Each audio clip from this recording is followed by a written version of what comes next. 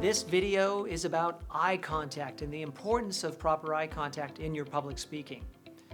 So you might be a beginning speaker and find that eye contact is difficult for you because you find that it makes you nervous when you look someone in the eyes while you're doing your presentation. That's natural and understandable. It's something that all beginning speakers have to face. But I want to tell you and urge you that making eye contact will make you a better speaker, and here's why. Your audience is looking at you, and by connecting with your audience eyes to eyes, you will find that your audience gets more engaged in your presentation. And you'll see that when you make that visual eye contact with them, they will nod their heads, they'll smile, and they'll lean forward and get into your presentation. Here's the way to use eye contact properly.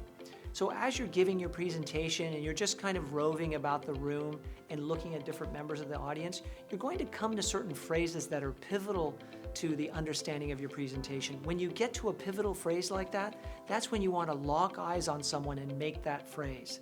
So for example, let's say I'm talking about the importance of rehearsal. So as I talk about rehearsal and then I come upon that key phrase, I'll lock on to someone's eyes and say, the rule of thumb for rehearsal is 3 to 1.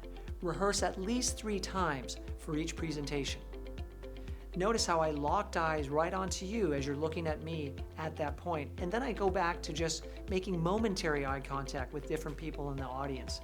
So you don't really have to worry about making long eye contact with anyone, but just at those important parts, stand your ground, look someone directly in the eyes, and make that important point, and then move on.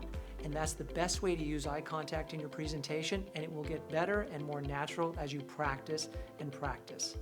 If you have questions about public speaking, please leave your comment here. And if you like this video, please subscribe to my channel to see other public speaking tips.